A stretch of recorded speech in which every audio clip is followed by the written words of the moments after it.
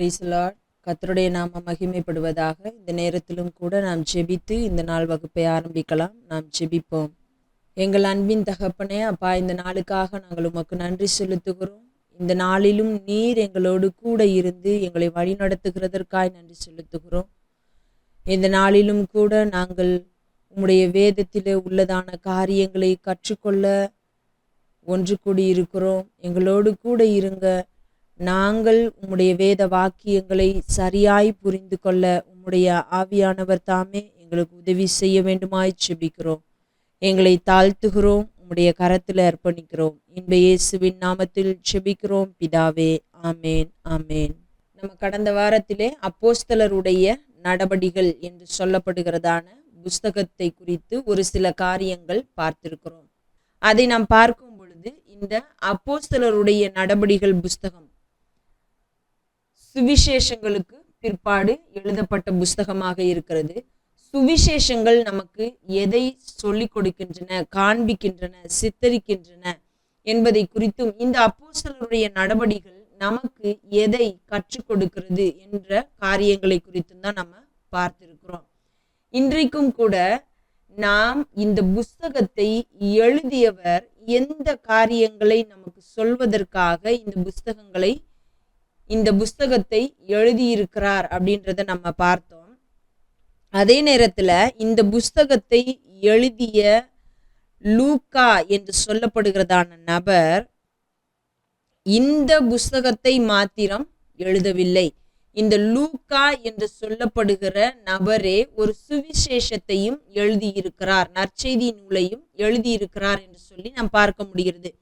அப்போ அவர் ஒரு நற்செய்தி நூலிலே என்ன சொல்ல விரும்பினார், அதே நேரத்திலே இந்த புஸ்தகத்தை எழுதுவதன் மூலமாக நமக்கு என்ன காரியங்களை சொல்லுகிறார் அப்படின்றத நம்ம பார்க்கும் பொழுது, அவர் நற்செய்தி நூலை எழுதுவதின் மூலமாக நமக்கு சொல்ல வருகிற காரியமும், அதே நேரத்திலே அவர் யாருக்கு எழுதினாரோ அவருக்கு சொல்லுகிற காரியமும் என்னவென்றால், அநேகர் சுவிசேஷ புஸ்தகங்களை எழுதுகிறார்கள், ஆனால் நான் எழுதுகிறதற்கு ஒரு முக்கியமான நோக்கம், ஒரு காரணம் இருக்கிறது. என்ன என்று சொல்லி பார்க்கும் பொழுது, நான் அதை ஒழுங்கும் கிரமமுமாக சரியாய் திட்டமாய் விசாரித்து உமக்கு எழுத வேண்டுவது எனக்கு நலமாய் கண்டது என்று சொல்லுகிறதை நாம் லூக்கா எழுதின சுவிசேஷம் 1ஆம் அதிகாரம் 1-4 வசனங்களை வாசிக்கும் பொழுது நாம் அதை தெரிந்து கொள்ள முடிகிறது. அதே நேரத்திலே நாம் பார்க்கும் பொழுது இவர் இந்த வரலாற்று புஸ்தகமாக கருதப்படுகிற இந்த அப்போஸ்தலருடைய நடபடிகள் என்று சொல்லப்படுகிற புஸ்தகத்தை ஏன் எழுதினார் அப்படின்னு சொல்லி நம்ம பார்க்கும் பொழுது, இயேசு கிறிஸ்துவினுடைய வாழ்க்கை வரலாறும் அவர் செய்த காரியங்களும், அவர் தம்முடைய சீஷர்களுக்கு கற்றுக் கொடுத்த காரியங்கள், அவர் தம்முடைய சீஷர்களிடத்தில் சொன்ன விஷயங்கள், அது மாத்திரமல்லாமல் இயேசு கிறிஸ்து உயிர்த்தெழுந்து பரமேறுகிற வரைக்கும் உள்ளதான ஒரு சில காரியங்களை சுவிசேஷத்தில் சொல்லி முடிக்கிறார். அப்போ அவர் எடுத்துக்கொள்ளப்பட்டதற்கு பின்பு, அந்த பரமேறியதற்கு பின்பு என்ன நடந்தது? இப்போ இயேசு கிறிஸ்துவை சிலுவையிலே அறைந்து அவரை அடக்கம் பண்ணுகிறார்கள். அந்த நேரத்திலே சீஷர்கள் என்ன செய்வதென்று தெரியாமல் வீட்டிலே போய் அடைந்து கொள்ளுகிறார்கள். வீட்டிலே போய் அங்கேயே தங்களை முடக்கி கொள்ளுகிறார்கள்.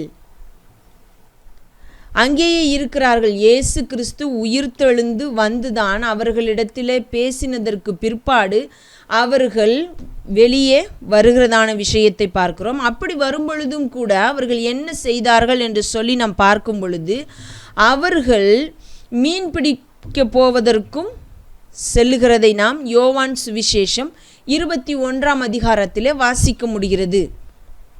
அப்போ இப்படியெல்லாம் இருந்த சீஷர்கள் இயேசு கிறிஸ்து எடுத்துக்கொள்ளப்பட்டதற்கு பிற்பாடு என்னென்ன செய்தார்கள், எப்படி வாழ்ந்தார்கள், அவர்கள் இயேசு கிறிஸ்துவினுடைய போதனைகளை கற்றுக்கொண்ட பிரகாரம் பயன்படுத்தினார்களா, செய்தார்களா என்பதையெல்லாம் விளக்கும் வண்ணமாக இந்த புஸ்தகம் இருக்கிறதை நாம் பார்க்க முடிகிறது.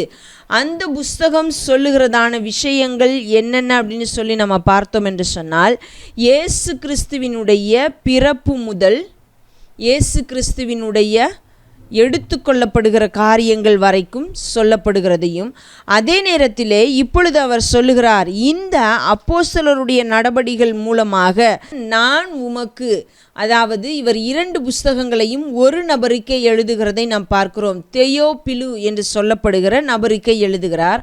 அவரிடத்திலே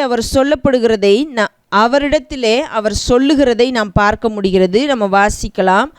அப்போஸ்தலருடைய நடபடிகள் 1ஆம் அதிகாரம் 1-3 வசனங்கள். தெயோப்பிலுவே, இயேசுவானவர் தாம் தெரிந்து கொண்ட அப்போஸ்தலருக்கு பரிசுத்த ஆவியினாலே கட்டளையிட்ட பின்பு அவர் எடுத்துக்கொள்ளப்பட்ட நாள் வரைக்கும் செய்யவும் உபதேசிக்கவும் தொடங்கின எல்லாவற்றையும் குறித்து முதலாம் பிரபந்தத்தை உண்டு பண்ணினேன். அவர் பாடுபட்ட பின்பு 40 நாளளவும் அப்போஸ்தலருக்கு தரிசனமாகி தேவனுடைய ராஜ்யத்திற்குரியவைகளை அவர்களுடனே பேசி அநேகம் தெளிவான திருஷ்டாந்தங்களினாலே அவர்களுக்கு தம்மை உயிரோடு இருக்கிறவராக காண்பித்தார்.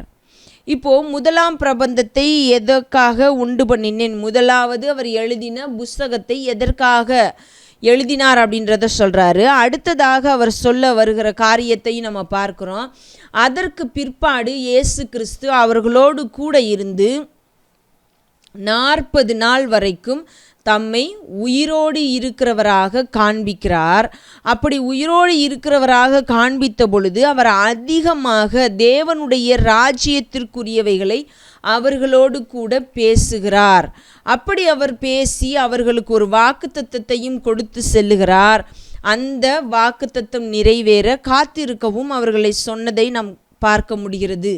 அப்படி அவர்கள் அந்த வாக்குத்தத்தத்தை பெற்றுக்கொண்டு அந்த வாக்குத்தத்தம் அவர்களுடைய வாழ்க்கையிலே நிறைவேறினதற்கு பிற்பாடு என்னென்ன செய்தார்கள், என்னென்ன காரியங்கள் அவர்களுடைய வாழ்க்கையிலே நடந்தது என்பதையெல்லாம் குறித்து தான் இந்த அப்போஸ்தலருடைய நடபடிகள் என்று சொல்லப்படுகிற 2ஆம் புஸ்தகத்தை, அதாவது அந்த சுவிசேஷத்தினுடைய ஒரு தொடர்ச்சியாக ஒரு புஸ்தகத்தை எழுதுகிறதை நாம் பார்க்க முடிகிறது.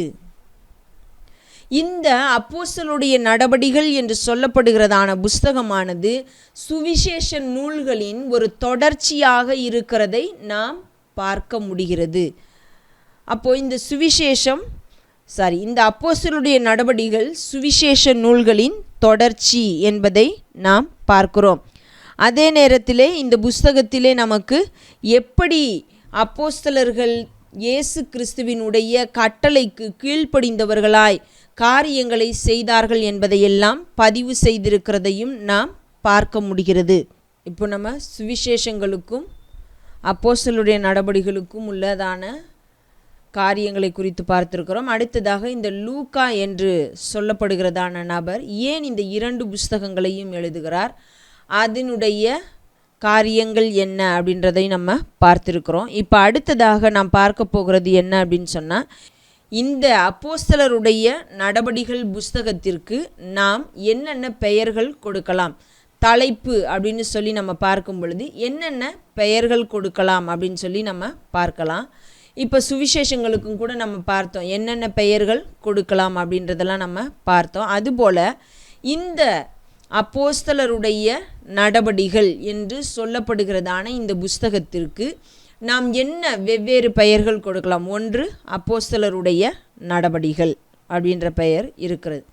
அடுத்ததாக இந்த புஸ்தகத்திற்கு நாம் என்ன பெயர் கொடுக்க முடியும் அப்படின்னு சொல்லி பார்த்தோம் என்றால், இந்த புஸ்தகத்திலே ஒவ்வொரு அதிகாரத்திலும் நாம் பரிசுத்த ஆவியானவருடைய செயல்களை குறித்து பார்க்க முடிகிறது. இப்போது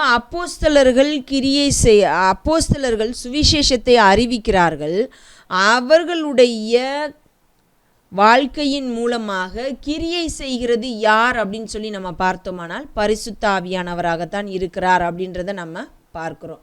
ஆகையினால இந்த புஸ்தகத்திற்கு இன்னொரு பெயர் என்று சொல்லி நம்ம பார்க்கும் பொழுது பரிசுத்த ஆவியானவருடைய நடபடிகள் என்று சொல்லப்படுகிற ஒரு பெயரை நாம் கொடுக்க முடியும்.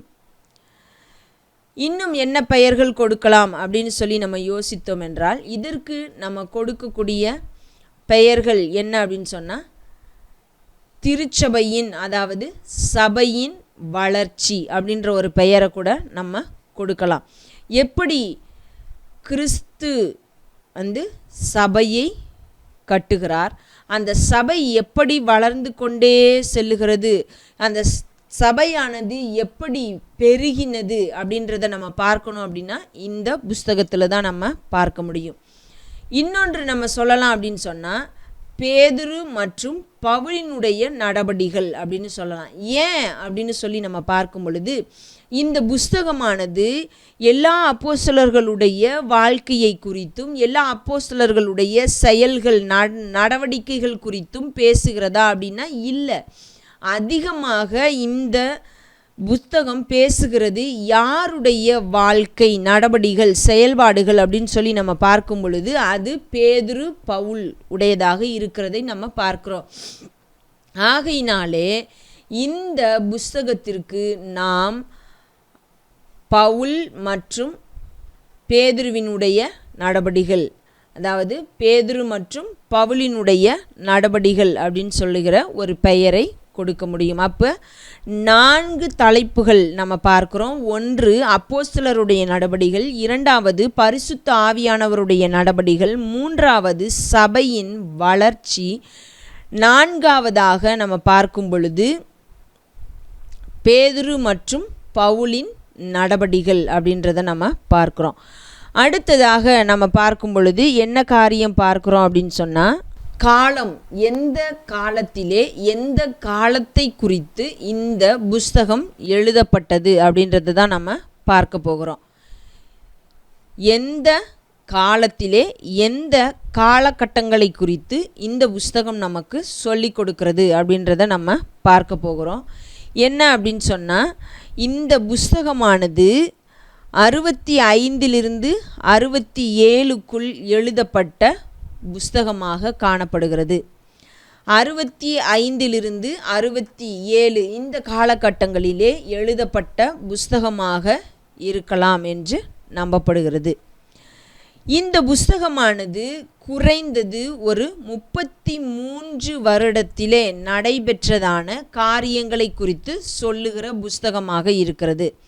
அந்த 33 வருட காலகட்டம் எவை அப்படின்னு சொல்லி நம்ம பார்க்கும் பொழுது, இயேசு கிறிஸ்து எடுத்து கொள்ளப்பட்ட நாள் முதல் பவுல் ரோமிலே 2 வருட சிறை கைதியாக வைக்கப்பட்ட நாள் வரைக்கும், இயேசு கிறிஸ்து எடுத்து கொள்ளப்பட்ட நாள் முதல் பவுல் ரோமாபுரியிலே சிறை கைதியாக வைக்கப்பட்ட, அதாவது 2 வருடங்கள் வீட்டு சிறை காவலிலே வைக்கப்பட்ட நாள் வரைக்கும் உள்ளதான 33 வருட சம்பவங்களை குறித்து இந்த புஸ்தகம் நமக்கு சொல்லுகிறது அப்படின்றத நம்ம பார்க்கிறோம்.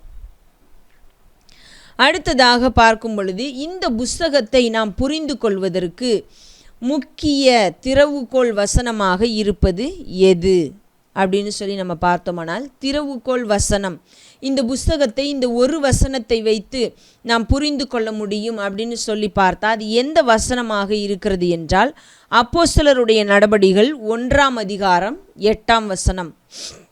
அப்போஸ்தலருடைய நடபடிகள் 1ஆம் அதிகாரம் 8ஆம் வசனம். இந்த வசனம் நமக்கு என்ன சொல்லுகிறது அப்படின்றத நம்ம வாசிக்கலாம். பரிசுத்த ஆவி உங்களிடத்தில் வரும்போது நீங்கள் பலனடைந்து எருசலேமிலும் யூதேயா முழுவதிலும் சமாரியாவிலும் பூமியின் கடைசி பரியந்தமும் எனக்கு சாட்சிகளாயிருப்பீர்கள் என்றார். இந்த ஒரு வசனத்தை வைத்து நாம் எப்படி புரிந்து கொள்ள முடியும் என்று சொல்லி நம்ம பார்த்தோமானால், முதல் 2 அதிகாரங்களிலே நாம் பார்க்கும் பொழுது சாட்சியாய் வாழ பரிசுத்த ஆவியானவர் அளிக்கும் பலன். முதல் அதிகாரத்திலே நம்ம அந்த பலனுக்காக அவர்கள் காத்திருக்கிறதை பார்க்கிறோம். 2வது அதிகாரத்திலே அந்த பலனை அவர்கள் பெற்றுக்கொண்டதை பார்க்க முடிகிறது. அடுத்ததாக 3ஆம் அதிகாரத்திலிருந்து 8ஆம் அதிகாரம் 3ஆம் வசனம் வரைக்கும் நம்ம பார்க்கும் பொழுது அவர்கள் எருசலேமிலே சாட்சிகளாய் இருந்ததை நாம் பார்க்க முடிகிறது. 3ஆம் அதிகாரத்திலிருந்து 8ஆம் அதிகாரம் 3ஆம் வசனம் வரைக்கும் நமக்கு சொல்லுகிறதான காரியம் அவர்கள் எருசலேமிலே சாட்சிகளாய் இருந்தது. அதை தான் நம்ம இந்த 8ஆம் வசனத்தில் பார்க்கிறோம். பரிசுத்த ஆவி உங்களிடத்தில் வரும்போது நீங்கள் பலனடைந்து. அப்போது பரிசுத்த ஆவியானவர் அளிக்கும் பலன் எதற்கு? சாட்சியாய் வாழ. அதை 1ஆம் அதிகாரம் 2ஆம் அதிகாரத்தில் பார்க்குறோம். இப்போ அவர்கள் எங்கெங்கே சாட்சிகளாய் வாழணும்? அதில் முதலாவது இருப்பது எருசலேம். அப்போ நம்ம இந்த 3ஆம் அதிகாரம் 1ஆம் வசனத்திலிருந்து 8ஆம் அதிகாரம் 3ஆம் வசனம் வரைக்கும் நம்ம பார்க்கிறோம். அவர்கள் எருசலேமிலே சாட்சிகளாய் இருந்தார்கள் அப்படின்றத பார்க்கிறோம். அடுத்ததாக நம்ம பார்க்கும் பொழுது 8ஆம் அதிகாரம் 4ஆம் வசனத்திலிருந்து 12ஆம் அதிகாரம் 25ஆம் வசனம் வரைக்கும், 8ஆம் அதிகாரம் 4ஆம் வசனத்திலிருந்து 12ஆம் அதிகாரம் 25ஆம் வசனம் வரைக்கும் நம்ம பார்க்க முடிகிறது. அவர்கள் யூதேயாவிலும் சமாரியாவிலும் சாட்சிகளாய் இருந்தார்கள் அப்படின்றத நம்ம பார்க்க முடிகிறது. அதை தான் நம்ம இந்த 1ஆம் அதிகாரம் 8ஆம் வசனத்தில் பார்க்கிறோம். யூதேயா முழுவதிலும் சமாரியாவிலும்.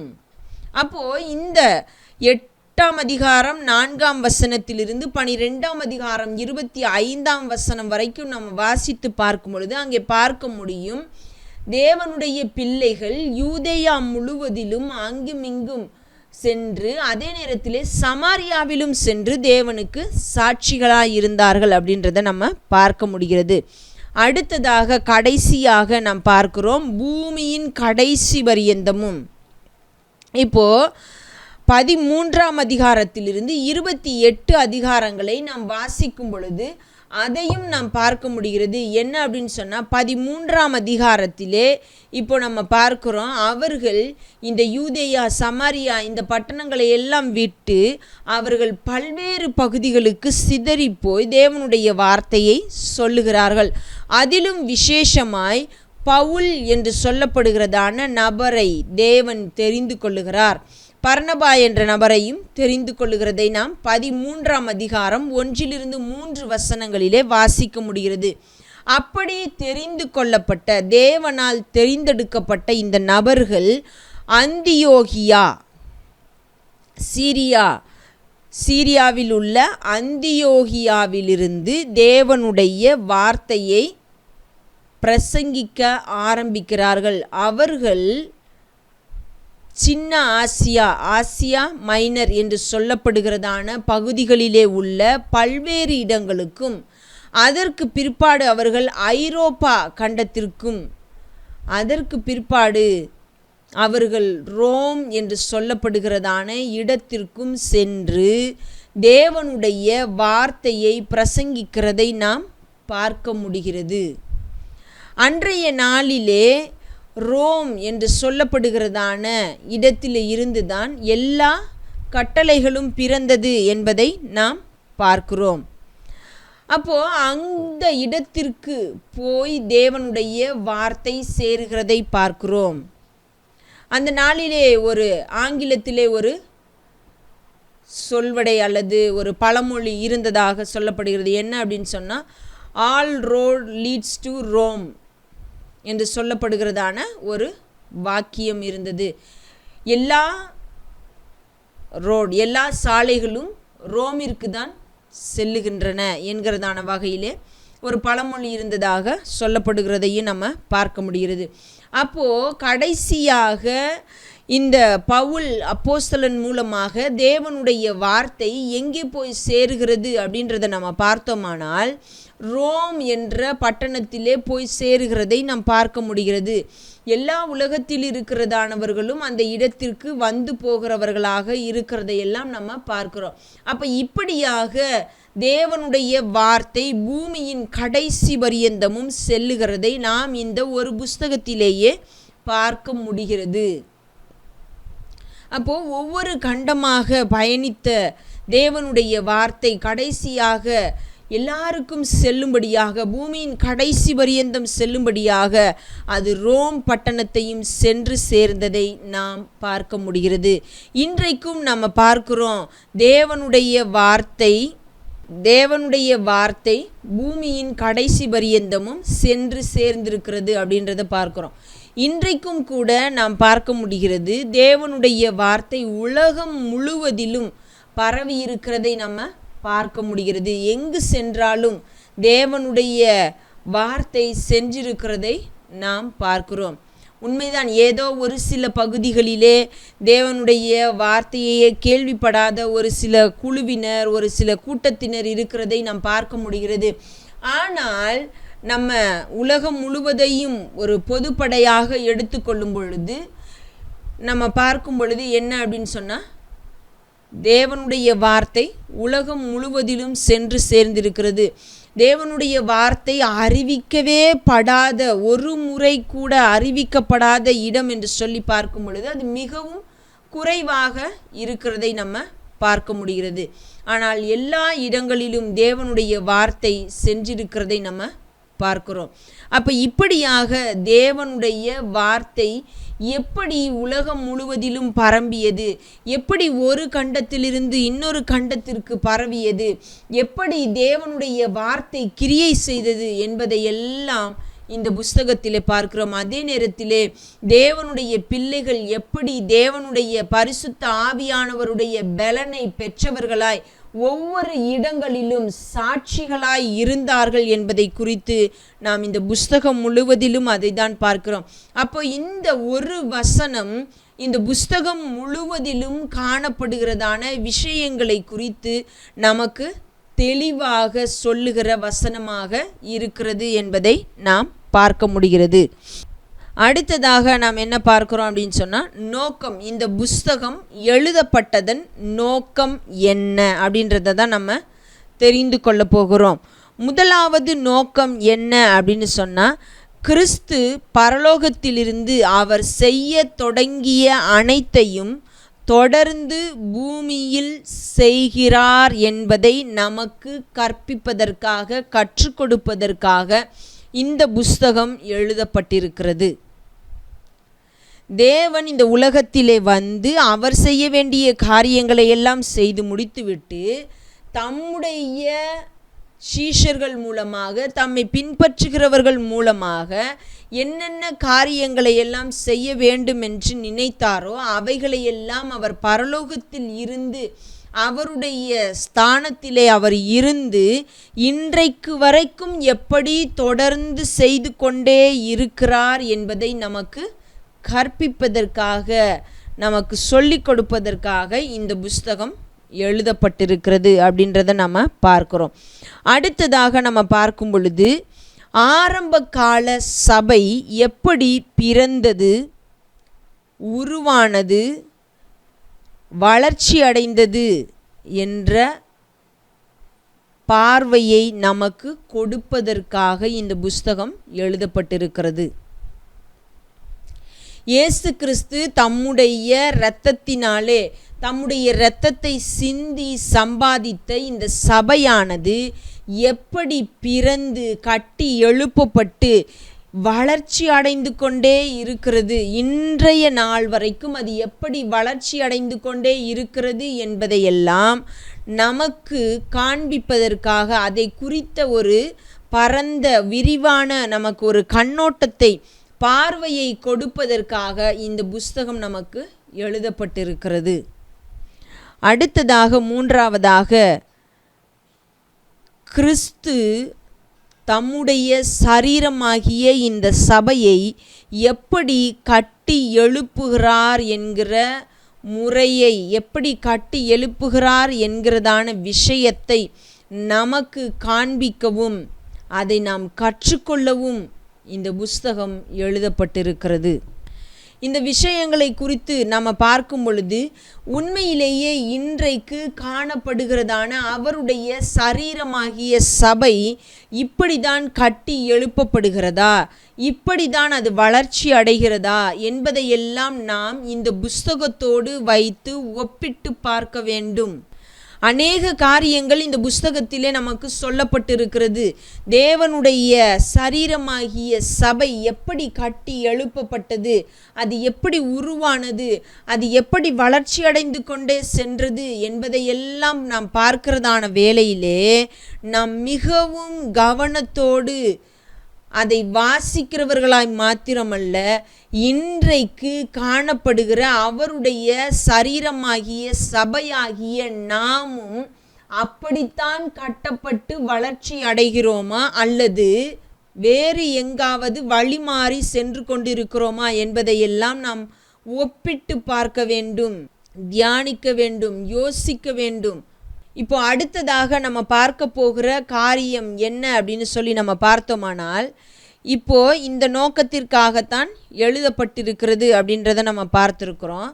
அதே நேரத்தில் இந்த அப்போஸ்தலர் நடபடிகளிலே உள்ள சபையானது ஒரு 6 காலகட்டங்களை கொண்ட ஒரு காரியத்தை நாம் இந்த புஸ்தகத்திலே பார்க்க முடிகிறது. அப்படி இந்த 6 காலகட்டங்களிலும் சபை ஒரு விஷயத்தோடு முடிவடைகிறதையும், அதே நேரத்தில் அந்த காலகட்டங்களிலே அடைந்த வெற்றியையும் குறித்து நாம் பார்க்க முடிகிறது. இன்றைக்கு கூட நம் சரீரமாகிய சபையாய் கூடி வருகிற நாம் எல்லாரும் என்ன செய்ய நினைக்கிறோம், எதை வெற்றி என்று நினைக்கிறோம், எது நமக்கு வெற்றியாக தோன்றுகிறது, கருதப்படுகிறது என்பதையெல்லாம் குறித்து நாம் சிந்திக்கவும் வேண்டும். வேதத்திலே வெற்றி என்று சொல்லப்படுகிறதும் இந்த நாளிலே நாம் வெற்றி என்று நினைக்கிறதும் ஒரே காரியமாக இருக்கிறதா? இந்த ஒவ்வொரு காலகட்டத்திலும் சபையானது வளர்ச்சி அடைந்து செல்லும் பொழுது அந்த வளர்ச்சி எப்படிப்பட்டதாக இருந்தது? இன்றைக்கு தேவனுடைய சரீரமாக இருக்கிற சபை என்று சொல்லுகிறது எந்த விதத்திலே வளர்ச்சி அடைந்து செல்லுகிறது? அது உண்மையான வளர்ச்சியா, வேதத்தின்படியான வளர்ச்சியா என்பதையெல்லாம் நாம் யோசித்தவர்களாய் இந்த காலகட்டங்களை குறித்து நம்ம பார்க்கலாம். அதிலே முதலாவது காலகட்டம் என்று சொல்லும் பொழுது 1ஆம் அதிகாரம் 1ஆம் வசனத்திலிருந்து 6ஆம் அதிகாரம் 7ஆம் வசனம் வரைக்கும் உள்ளதான காரியங்கள். அங்கே பரிசுத்த ஆவியானவர் வருகிறார், பேதுருவின் பிரசங்கம் கொடுக்கப்படுகிறதை நம்ம பார்க்க முடிகிறது. இப்போ அங்கே என்னென்ன காரியங்கள் நடந்தது? இப்போ பேதுரு எழும்பி பிரசங்கித்த பொழுது என்ன நடந்தது?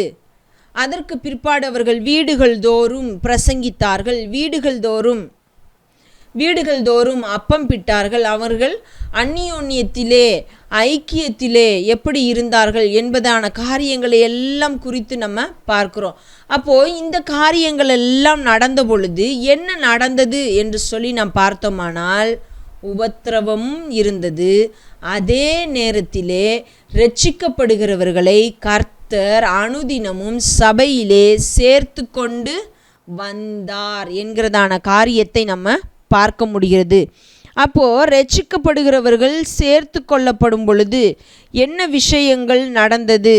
இப்போ நம்ம முதலாவது காலகட்டத்திலே பார்க்கும் பொழுது பரிசுத்த ஆவியானவருடைய பலன் கொடுக்கப்படுகிறது, அவர்கள் பரிசுத்த ஆவியானவராலே நிரப்பப்படுகிறார்கள் அப்படின்றத நம்ம பார்க்குறோம். அப்பொழுது பேதுரு பிரசங்கிக்கிறார், அவர்கள் மூலமாக தேவன் கிரியை செய்ய ஆரம்பிக்கிறார். அப்பொழுது இரட்சிக்கப்படுகிறவர்கள் அனுதினமும் சபையிலே சேர்க்கப்பட்டு கொண்டே வந்தார்கள். இது எந்த முறையிலே இருந்தது அப்படின்னு சொல்லி நம்ம பார்த்தோமானால், கூடுகிறதான, அதாவது கூட்டல் முறையிலே 2 4 8 என்கிறதான வகையிலே சபையிலே சேர்க்கப்பட்டு கொண்டே இருந்தார்கள் அப்படின்றத நம்ம பார்க்க முடிகிறது. ஆனால் அந்த நாட்களிலும் அவர்களுக்கு பிரச்சனை இருந்ததை நம்ம பார்க்கிறோம். சிறைச்சாலையில் அடைக்கப்படுகிறார்கள். இது ஒரு புறம் எப்பொழுதும் இருந்து கொண்டே தான் இருந்தது. ஆனாலும் கூட சபையிலே சேர்க்கப்பட்டு கொண்டே இருந்தார்கள் என்ற காரியத்தையும் நம்ம பார்க்க முடிகிறது. இரண்டாவதாக நம்ம பார்க்கும் பொழுது என்ன நடக்கிறது அப்படின்னு சொன்னால், பாலஸ்தீனம் வழியாக திருச்சபை விரிவாக்கப்படுகிறது. சபையானது பெருகி கொண்டே போகிறதை நம்ம பார்க்க முடிகிறது. 6ஆம் அதிகாரம் 8ஆம் வசனத்திலிருந்து 9ஆம் அதிகாரம் 31ஆம் வசனம் வரைக்கும் இந்த காலகட்டங்களிலே நம்ம பார்க்கும் பொழுது ஸ்தேவானுடைய பிரசங்கம், அதே நேரத்திலே பிலிப்புவினுடைய பிரசங்கம் போன்றவைகள் இடம்பெறுகிறதை நம்ம பார்க்க முடிகிறது. அதே நேரத்தில் சவுல் என்று சொல்லப்படுகிறதான நபருடைய மனமாற்றம், மனம் திரும்புதலும் நடைபெறுகிறதை நம்ம பார்க்கிறோம். இப்படிப்பட்ட காரியங்கள் எல்லாம் நடைபெற்ற பொழுது என்ன நடந்தது? அதே நேரத்திலே அந்த நாட்களிலே உபத்திரவம் பெருகினது என்பதையும் நம்ம பார்க்கிறோம். உபத்திரவம் பெருக பெருக சபையானதும் பெருகினது. அநேகர் கிறிஸ்துவினிடத்திலே வந்து சேர்ந்தார்கள் என்பதையும் நம்ம பார்க்கிறோம். அப்போ எப்படி 2:2:4 என்கிறதான வகையிலே சேர்க்கப்பட்டார்களோ, இங்கே நம்ம பார்க்கும் பொழுது 4:4 16. அப்போ இங்கே ஒரு பெருக்கம் நடைபெறுகிறதை நம்ம பார்க்க முடிகிறது. இந்த நாட்களிலேயே நம்ம பார்க்க முடியும். என்ன அப்படின்னு சொன்னால், சபையானது பெருக்கம் அடைந்தது என்பதை நம்ம பார்க்கிறோம். இப்போது சமாரியாவிலிருந்து சீரிய பகுதிகளுக்கு, இன்னும் பல பகுதிகளுக்கு சுவிசேஷம் எடுத்து செல்லப்பட்டதை நம்ம பார்க்க முடிகிறது. அப்போது உபத்திரவம் பெருகினது ஒரு புறத்திலே உண்மைதான். தேவனுடைய பிள்ளைகள் சபை சிதறடிக்கப்பட்டதும் உண்மை. ஆனால் சபை அங்கேயே முடிவடைந்து விடவில்லை, அது பெருகினது, பெருக்கமடைந்தது என்பதை நம்ம பார்க்க முடிகிறது. நம்ம ஒரு வசனத்தை கூட வாசிக்கலாம். அப்போஸ்தலருடைய நடபடிகள் 9ஆம் அதிகாரம் 31ஆம் வசனம். அப்போஸ்தலருடைய நடபடிகள் 9ஆம் அதிகாரம் 31ஆம் வசனம். இங்கே நாம் வாசிக்கிறோம், அப்பொழுது யூதேயா, கலிலேயா, சமாரியா நாடுகளிலெங்கும் சபைகள் சமாதானம் பெற்று பக்தி விருத்தி அடைந்து கர்த்தருக்கு பயப்படுகிற பயத்தோடும் பரிசுத்த ஆவியின் ஆறுதலோடும் நடந்து பெருகின. அப்போ எப்படி சபையானது தொடர்ந்து வளர்ந்தது, பெருகினது என்பதை நாம் பார்த்தோமானால், அது என்னென்ன காரியங்களிலே இருந்து வளர்ந்து பெருகுகிறது அப்படின்னு சொன்னால், சமாதானம் பெற்று பக்தி விருத்தி அடைந்து கர்த்தருக்கு பயப்படுகிற பயத்தோடும் பரிசுத்த ஆவியின் ஆறுதலோடும் நடந்து பெருகின. அதே நேரத்தில் முதல் பாகத்திற்குள்ள ஒரு காரியத்தையும் சொல்லுகிறேன். 6ஆம் அதிகாரம் 7ஆம் வசனம். அதுலேயும் நம்ம பார்க்குறோம், முதல் காலகட்டங்களிலே தேவ வசனம் விருத்தி அடைந்தது, சீஷருடைய தொகை எருசலேமில் மிகவும் பெருகிற்று, ஆசாரியர்களில் அநேகரும் விசுவாசத்துக்கு கீழ்ப்படிந்தார்கள். அப்போது முதல் காலகட்டத்திலும் நடந்தது என்ன அப்படின்னு சொன்னால், தேவ வசனம் விருத்தி அடைகிறது, அநேகர் விசுவாசத்துக்கு கீழ்ப்படுகிறார்கள். இப்போ இங்கேயும் நம்ம பார்க்குறோம் என்ன அப்படின்னு சொன்னால், சபைகள் ஒவ்வொரு நாளும் பெருகி கொண்டே இருந்தது. எப்படி பெருகினது? இன்றைக்கும் சபைகள் பெருகுகிறது. சபை என்று சொல்லப்படுகிற கட்டிடங்கள் பெருகுகிறது. நீ பெரியவனா நான் பெரியவனா என்கிற விதத்திலே பெரிய பெரிய பெரிய பெரிய கட்டிடங்களை கட்டுகிறோம். அதுதான் சபை என்று சொல்லுகிறோம், ஆலயம் என்று சொல்லுகிறோம். ஆனால் நாம் தான் சபையாக இருக்கிறோம். நாம் கூடி வருகிறவர்கள் எல்லாரும் சேர்ந்தால்தான் அது சபை. நான் மட்டுமல்ல, நீங்கள் மட்டுமல்ல, நாம் எல்லாரும் சேரும் பொழுது அவருடைய பிள்ளைகளாகிய எல்லாரும் இருக்கிறது தான். நாம் எல்லாரும் அவருடைய சரீரத்தின் அவயவங்களாக இருக்கிறோம். அவருடைய சரீரம்தான் சபையாக இருக்கிறது. அது மாத்திரமல்லாமல் அவர் தங்குகிற ஆலயமாக இருப்பது நாம் தான் என்பதை மறந்து போகக்கூடாது. நாம் கூடி வருகிறதற்காக ஒரு இடத்தை தெரிந்து கொள்கிறோம். அது ஒரு கட்டிடம் தானே ஒழிய அது சபையோ அல்லது ஆலயமோ அல்ல. இங்கே அதை தான் நம்ம பார்க்குறோம். அந்த நாட்களிலே அவர்கள் பெரிதாக இங்கும் அங்கும் எல்லா இடங்களிலும் ஒவ்வொரு பெரிய பெரிய கட்டிடங்களை கட்டி வைத்துவிட்டு சபைகள் பெருகின என்று சொல்லி அவர்கள் சொல்லவில்லை. மாறாக அவர்கள் எங்கெல்லாம் சென்றார்களோ அங்கெல்லாம் தேவனுடைய வார்த்தையை பிரசங்கித்தார்கள். உபத்திரவம் இருந்தது, நெருக்கப்பட்டார்கள், ஒடுக்கப்பட்டார்கள், சிறையிலே அடைக்கப்பட்டார்கள், துரத்தப்பட்டார்கள், சிதறடிக்கப்பட்டார்கள். எல்லாம் நடந்தது. தங்களுடைய ஜீவனையும் கொடுத்தார்கள். இதற்கு மத்தியிலே தான் நாம் வாசிக்கிறோம், அவர்கள் சமாதானம் பெற்று கிறிஸ்துவினுடைய சரீரமாய் இருக்கிறதான அந்த சபையானது சமாதானம் பெற்று பக்தி விருத்தி அடைந்து கர்த்தருக்கு பயப்படுகிற பயத்தோடும் பரிசுத்த ஆவியின் ஆறுதலோடும் நடந்து பெருகின. இன்றைக்கு இந்த ஆறுதல் உற்சாகப்படுத்துதல் என்று சொல்லி அநேக காரியங்கள் நடக்கிறதை நாம் பார்க்கிறோம். ஆனால் அது எப்படிப்பட்டதாக இருக்கிறது? பழைய ஏற்பாட்டிலே தான் பயப்படுகிற பயம், இன்றைக்கு கிறிஸ்து நமக்கு தகப்பனாக இருக்கிறார் என்று சொல்லி அநேக காரியங்களை பேசுகிறோம். அது அப்படிதானா என்பதை எல்லாம் நாம் யோசிக்க வேண்டும். கிறிஸ்துவினுடைய சரீரமாய் இருக்கிற அந்த சபையானது எப்படி வளர்ந்து பெருகினது, எப்படி நடந்து பெருகினது என்பதை நாம் பார்த்தோமானால் அது கர்த்தருக்கு பயப்படுகிற பயத்திலும் பரிசுத்த ஆவியின் ஆறுதலிலும் நடந்து பெருகினது. அப்போ நாம் இதிலே மிகுந்த கவனம் உள்ளவர்களாக இருக்க வேண்டும். பிரச்சனைகள் ஒரு நாளும் நமக்கு தடையாயிருக்கிற காரியங்கள் இல்லை. பிரச்சனைகளின் மத்தியிலும் தேவ வசனம் விருத்தியடையும், சபைகள் பெருகும். ஏதோ நாம் உற்சாகப்படுத்தினால்தான், உசுப்பேத்தினால்தான் சபை பெருகும் இல்லை. அது எண்ணிக்கை அப்படி பெருகுகிறது போல இருக்கலாம், அது சபையாக இருக்க முடியாது. கிறிஸ்துவின் சரீரமாகிய சபை என்பது உபத்திரவமாக இருந்தாலும் சரி, உபத்திரவம் இல்லாமல் இருந்தாலும் சரி, நிச்சயமாக வளர்ந்து பெருகும். அங்கே சமாதானம் இருக்கும், பக்தி விருத்தி அடைவார்கள். கர்த்தருக்கு பயப்படுகிற பயம் காணப்படும், பரிசுத்த ஆவியின் ஆறுதல் என்றைக்கும் இருக்கும். அவர்களை தேற்றரவாளனாக இருக்கிற அவர் நம்மை தேற்றி வழி நடத்துகிறவராய் இருப்பார். அடுத்ததாக மூன்றாவது காலகட்டமாக நாம் பார்க்கும் பொழுது அந்தியோகியாவிற்கு சபையானது விரிவாக்கம் அடைகிறது.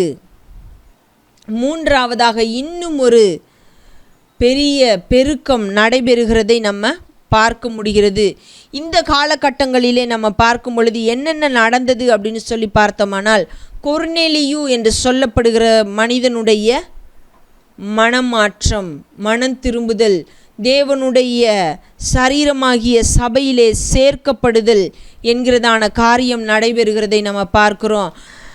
ஒன்று, கொர்நேலியுனுடைய மனமாற்றம் நடக்கிறதை நம்ம பார்க்கிறோம். புறஜாதியாருக்கும் தேவனுடைய வார்த்தை கடந்து செல்கிறதையும் பரிசுத்த ஆவியானவர் பொழிந்தருளப்படுகிறதையும் நம்ம பார்க்க முடிகிறது. அதே நேரத்தில் இன்னொரு காரியம் என்ன நடந்தது அப்படின்னு சொல்லி நம்ம பார்த்தோமானால், ஏரோது என்று சொல்லப்படுகிறதான தேசாதிபதியின் மூலமாக அவர்களுக்கு துன்புறுத்தல், உபத்திரவம் கடந்து வந்ததையும் நம்ம பார்க்க முடியும். அப்போது ஒவ்வொரு காலகட்டத்திலும் உபத்திரவங்கள் இருந்து கொண்டே இருந்ததை நம்ம பார்க்கிறோம். முதலாவது காலகட்டத்திலே அற்புதங்கள் செய்தார்கள், சிறையில் அடைக்கப்பட்டார்கள். இரண்டாவது காலகட்டத்திலே நம்ம பார்க்கிறோம், அங்கேயும் கூட அவர்கள் தேவனுடைய நாமத்தின் மகிமைக்காக வாழ்ந்தார்கள், பிரசங்கித்தார்கள், அற்புதங்களையும் அடையாளங்களையும் செய்தார்கள். ஸ்தேவான் கொல்லப்படுகிறார், ஜனங்கள் சிதறடிக்கப்படுகிறார்கள்.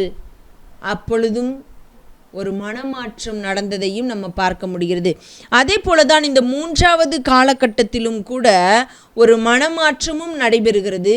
அதே நேரத்திலே தேசாதிபதியின் மூலமாக துன்புறுத்தலும் உபத்திரவமும் நடைபெறுகிறதை நம்ம பார்க்கிறோம். இந்த காலகட்டத்தில் தான் இயேசு கிறிஸ்துவினுடைய சீஷராக இருந்த ஒருவர், செபதேயுவின் குமாரனான யாக்கோபு கொல்லப்படுகிறதை நம்ம பார்க்க முடிகிறது. அதே நேரத்தில் பேதுரு சிறைச்சாலையிலிருந்து விடுவிக்கப்பட்டார் என்பதையும் நம்ம பார்க்கிறோம். அநேக நேரங்களிலே நம்ம பேதுரு விடுதலையாக்கப்பட்டார் என்பதிலே நம்ம கொஞ்சம் எக்ஸைட் ஆகிறோம், உற்சாகப்படுத்தப்படுறோம், ஊக்கம் அடைகிறோம், ஆறுதல் அடைகிறோம், எல்லாம் செய்கிறோம். ஆனால் பேதுரு விடுதலையாக்கப்படுவதற்கு முன்பதாக ஒரு மனிதன் அங்கே கொலை செய்யப்பட்டிருக்கிறார். கிறிஸ்துவுக்காக இரத்த சாட்சியாக மரித்திருக்கிறார், கிறிஸ்துவுக்காக தன்னுடைய ஜீவனை கொடுத்திருக்கிறார் என்பதையும் நம்ம வாசிக்கிறோம். அப்போ எல்லாரையும் தேவன் விடுவித்து விடுவார். நீங்கள் தேவனுடைய பிள்ளைகளாயிருந்தால் இப்படி நீங்கள் எங்கே அகப்பட்டிருந்தாலும் விடுவிக்கப்படுவீர்கள் என்று சொல்லி நாம் பிரசங்கிக்கிறோமே, அது சரியா? அல்லது தேவன் நமக்கென்று எதை வைத்திருக்கிறாரோ அதை அந்த காலகட்டத்திலே செய்வார் என்று நாம் சொல்லிக் கொடுக்க வேண்டுமா என்பதை யோசித்து பார்ப்போம். ஒன்று எடுத்தால் தேவன் எல்லாவற்றையும் அற்புதமாய் நமக்கு செய்து முடிப்பார் என்று போய்விடுவதோ, அல்லது இல்லை அவர் நம்மை எந்த வழியிலே நாம் போகிறோமோ அதில் விட்டு அவர் அப்படியே இருந்து விடுவார் என்று சொல்லுவதும் இல்லை. ஒன்று எடுத்தால் இந்த உச்சத்திற்கு செல்வது, இல்லை என்று சொன்னால் இந்த உச்சத்திற்கு செல்வது, எல்லாமே பாசிட்டிவ். இல்லை என்று சொன்னால் இல்லை எல்லாம் அப்படிதான் நடக்கும், நாம் அப்படியே இருந்து விட்டு கடந்து செல்லுவோம் என்று சொல்லுகிறதான இன்னொரு உச்சம். இந்த இரண்டு உச்சங்களிலே ஏதோ ஒன்றை தெரிந்து கொள்வது அல்ல, இரண்டிற்கும் நடுவிலே ஒரு பாதை நமக்கு கொடுக்கப்பட்டிருக்கிறது. எப்பொழுது நமக்கு நம்முடைய வாழ்க்கையிலே எது நடக்க வேண்டுமோ அதை அவருடைய மகிமைக்காக அவர் நிச்சயமாக செய்து முடிக்கிற தேவனாக இருக்கிறார் என்பதை நாம் புரிந்து கொள்ள வேண்டும். யாக்கோபு கொல்லப்படுவதற்காக வைக்கப்பட்டிருந்த பேதுரு கர்த்தருடைய தூதன் மூலமாக விடுதலையாக்கப்படுகிறார். ஜனங்கள் விடுதலையாக்கவில்லை, அற்புத விதமாக அவர் விடுதலையாக்கப்படுகிறதை நம்ம பார்க்கிறோம். அற்புத விதமாக அவர் சிறைச்சாலையிலிருந்து விடுவிக்கப்படுகிறதை நாம் பார்க்க முடிகிறது. முதலாவது காலகட்டத்திலே நம்ம பார்க்கிறோம், அவர்களை பயமுறுத்தி நீங்கள் போங்கள் என்று சொல்லி அனுப்பிவிடுகிறதையும் நாம் வாசிக்கிறோம். அவர்களே அனுப்பிவிடுகிற சூழ்நிலையும் இருந்தது, தூதன் வந்து விடுவிக்கிற சூழ்நிலையும் இருந்தது. அது மாத்திரமல்லாமல் அவர்கள் மரிக்கிற சூழ்நிலையும் இருந்தது. ஆகையினாலே நமக்கென்று எப்பொழுது எதை தேவன் வைத்திருக்கிறாரோ அதை அப்பொழுது செய்வார். அந்த ஒரு நம்பிக்கை, அந்த ஒரு காரியம் நமக்கு காணப்பட வேண்டும். இல்லை கண்டிப்பாக விடுவித்தே விடுவார், இல்லை இதெல்லாம் கடந்துதான் நாம் சென்று கொண்டே இருக்க வேண்டும், எந்த ஒரு அற்புதமும் நமக்கு நடக்காது. இரண்டும் இல்லை. தேவன் எப்பொழுது அற்புதத்தை செய்ய வேண்டுமோ அப்பொழுது அற்புதத்தை செய்வார், எப்பொழுது நம்மை ஒப்பு கொடுக்க வேண்டுமோ அப்பொழுது ஒப்பு கொடுப்பார். ஆகையினாலே அற்புதம் நடந்தால்தான் தேவன் வல்லமை உள்ளவர் என்றோ, அல்லது அற்புதம் நடக்காத பொழுது, அதாவது நாம் நினைக்கிற விதத்திலே காரியங்கள் நிகழாத பொழுது, ஒரு மரணம் நிகழும் பொழுது, ஒரு துன்புறுத்தலின் மூலமாக ஒருவர் கொல்லப்படும் பொழுது உடனே எல்லாம் முடிந்தது, எப்படி இவர் உண்மையான தேவனாயிருந்தால் இதை கூட செய்ய முடியவில்லை. இல்லை, நாம் நினைக்கிறோம் ஒரு மனிதன் மரித்து போனால் தேவன் அவர்களை காப்பாற்றவில்லை என்று சொன்னால் அங்கே தேவனுடைய நாமம் தூசிக்கப்பட்டுவிடும், அநேகர் கிறிஸ்துவை ஏற்றுக்கொள்ள மாட்டார்கள். அற்புதம் அடையாளம் என்று எல்லாம் நடக்கும் பொழுதுதான் கிறிஸ்துவை அநேகர் ஏற்றுக்கொள்வார்கள். இல்லை, மரணத்தின் மூலமாக கிறிஸ்துவுக்குள்ளாக நடத்தப்பட்டவர்களும் உண்டு, அற்புதங்களின் மூலமாக கிறிஸ்துவுக்குள் நடத்தப்படாதவர்களும் உண்டு. கிறிஸ்துவின் நாமம் எப்பொழுது எப்படி மகிமையடையும் என்பதை குறித்து நாம் கரிசனை உள்ளவர்களாய் இருப்பது அல்ல, அது அவருக்கு தெரியும். எந்த சூழ்நிலையிலே எப்படி அவருடைய நாமத்தை நம் மூலமாக மகிமைப்படுத்த வேண்டும் என்று சொல்லி அதை தான் நம்ம பார்க்கிறோம். ஸ்தேவானுடைய மரணம் நிகழ்ந்தது, அதற்கு பிற்பாடு நாம் வாசிக்கிறோம் தேவனுடைய வார்த்தை வளர்ந்துதான் பெருகினது.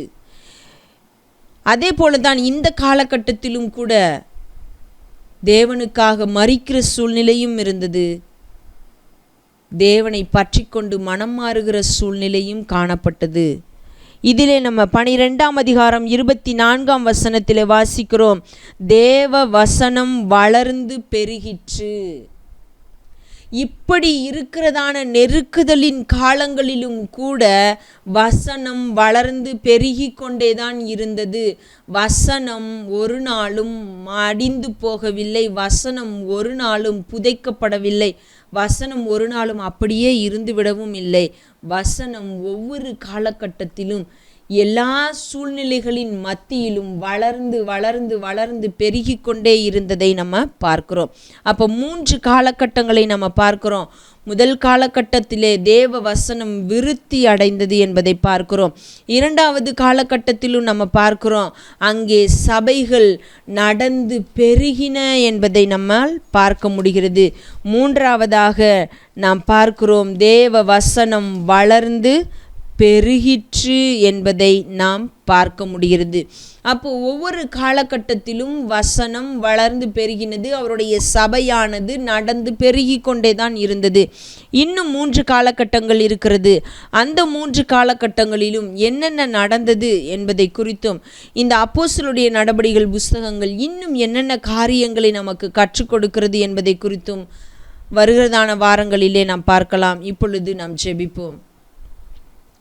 எங்கள் அன்பின் தேவனாகிய கர்த்தாவே, அப்பா, இந்த நாளுக்காக நாங்கள் உமக்கு நன்றி செலுத்துகிறோம். ஆண்டவரே, உம்முடைய வார்த்தை எங்களுக்கு தெளிவாக சொல்லி கொடுக்கிறது. உபத்திரவங்களின் மத்தியிலும்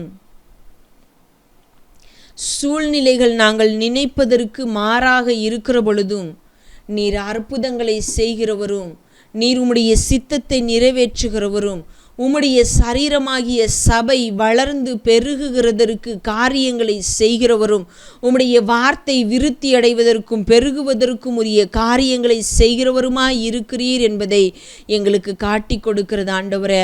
ஆகையினாலே இந்த நாட்களிலே நடக்கிறதான ஒரு சில உபத்திரவங்களையும் துன்புறுத்தல்களையும் பார்த்துவிட்டு ஏதோ புதுமை என்று நாங்கள் திகைத்து போய், அல்லது இங்கேயும் அங்கேயும் ஓடி எங்களுக்கு நீதி கிடைக்க வேண்டும் என்று சொல்லி கதறி கொண்டிருக்கிறவர்களாய் அல்ல, மாறாக உம்முடைய நாமம் மகிமைப்படுவதற்காக நாங்கள் சாட்சிகளாய் வாழ, சாட்சிகளாய் இருக்க, சாட்சிகளாய் அப்பா உம்முடைய நாமத்தை மகிமைப்படுத்த நீர் எங்களுக்கு உதவி செய்ய வேண்டுமாய் செபிக்கிறோம். எங்களை முழுமையுமாய் தாழ்த்துகிறோம், உம்முடைய கரத்தில் அர்ப்பணிக்கிறோம். நாங்கள் சாட்சிகளாய் வாழ அழைக்கப்பட்டு இருக்கிறோம். அதற்குரிய பலன் உம்மிடத்திலிருந்து நாங்கள் பெற்றுக்கொண்டிருக்கிறோம். ஆகையினாலே நாங்கள் உமக்கு சாட்சிகளாயிருக்க நீர் எங்களுக்கு கிருபை செய்ய வேண்டுமாய் செபிக்கிறோம் ஆண்டவரே. அப்பா, உலகத்திலே உங்களுக்கு உபத்திரவம் உண்டு, ஆனாலும் திடன் கொள்ளுங்கள், நான் உலகத்தை ஜெயித்தேன் என்று சொன்ன எங்கள் தேவனாகிய கர்த்தர் நீர் தாமே எங்களோடு கூட இருந்து எங்களை வழிநடத்த வேண்டுமாய் செபிக்கிறோம். நீர் எங்களுடைய வாழ்க்கையில எதை வைத்திருக்கிறீரோ அதை சரியாய் புரிந்து கொண்டு நடக்க எங்களுக்கு கிருபை தாங்க. நாங்கள் நினைக்கிறதின்படி எல்லாம் நடந்தால்தான் உம்முடைய நாமம் மகிமைப்படுத்தப்படும் என்று சொல்லுகிற ஒரு சில தேவையில்லாத எண்ணங்கள் எங்களிடத்திலிருந்து அகற்றப்படட்டும் ஆண்டவரே. நாங்கள் வேதத்தை தெளிவாய் வாசித்து புரிந்து கொண்டு நீர் கிரியை செய்கிறவர், நீர் பெரிய காரியங்களை செய்கிறவர். நீர் எதை செய்தாலும் அதை நீர் உம்முடைய நாமத்தின் மகிமைக்காக செய்வீர், அதை எங்களுடைய நன்மைக்காகத்தான் செய்கிறீர் என்பதை நாங்கள் புரிந்து கொண்டவர்களாய் வாழ எங்களுக்கும் உதவி செய்யுங்க. எங்களோடு கூட இருங்க, எங்களை வழி நடத்துங்க. நாங்கள் உமக்காய் வாழ எங்களை பலப்படுத்துங்க. எங்களை சாட்சியாய் நிறுத்துங்க. எங்களை உம்முடைய கரத்தில் அர்ப்பணிக்கிறோம். இன்ப இயேசுவின் நாமத்தில் ஜெபிக்கிறோம் பிதாவே, ஆமேன், ஆமேன். என் ஆத்துமாவே கர்த்தரை ஸ்தோத்திரி, என் முழுலமே அவருடைய பரிசுத்த நாமத்தை ஸ்தோத்திரி. என் ஆத்துமாவே கர்த்தரை ஸ்தோத்திரி, அவர் செய்த சகல உபகாரங்களையும் மறவாதே. ஆமேன், ஆமேன்.